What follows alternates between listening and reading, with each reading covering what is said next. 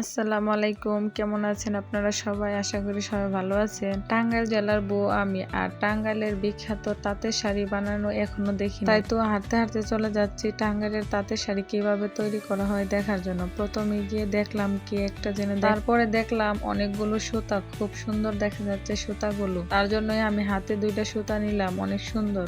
পরে বুঝতে পারলাম সুতাগুলো দিয়ে কাপড় তৈরি করা হয়। তারপরে ভিতরে গিয়ে দেখি অনেক সুন্দর তাঁতের শাড়ি তৈরি করতেছে। আসলে আমরা খুব সহজেই দেখতে পারতেছি যে এখানে কাপড় তৈরি করা হচ্ছে। আর যতটা সহজ আমরা মনে করি আসলে ততটা সহজ নয়।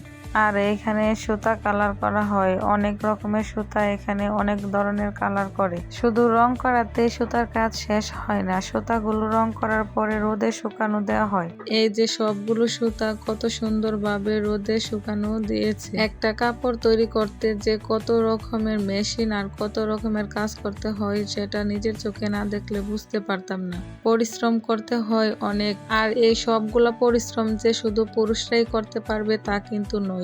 এখানে পুরুষের পাশাপাশি মহিলারাও অনেক ধরনের কাজ করে থাকেন। এই যে দেখতে পারতেছেন মেশিনে সুতা পেঁচাচ্ছে, এখানে সবগুলাই মহিলা।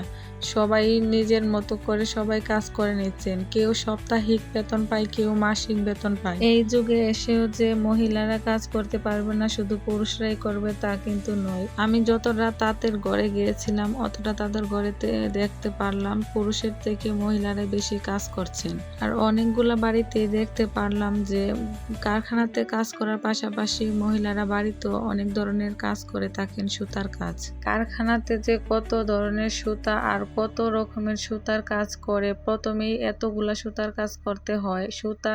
আর এখানে যে শুধু তাঁতের শাড়ি তৈরি করা হয় তা কিন্তু নয়, তাঁতের শাড়ির পাশাপাশি অনেক রকমের শাড়ি তৈরি করা হয়, যেটা একটু পরে আপনারা ভিডিওর শেষে দেখতে পারবেন যে কত রকমের শাড়ি তৈরি করা হয়, কি কি শাড়ি তৈরি করা হয়, শাড়ির কোয়ালিটি সবকিছু দেখতে পারবেন। আমি হলাম টাঙ্গাইল জেলার বউ, কিন্তু কোনোদিনও টাঙ্গাইলের তাঁতের শাড়ি তৈরি করা বা শাড়ি বানানো আমি কোনোদিনও দেখিনি। সবাই শুধু জিজ্ঞেসই করতো যে শাড়ি বানানো দেখো না তুমি, শাড়ি কিভাবে তৈরি করা হয়।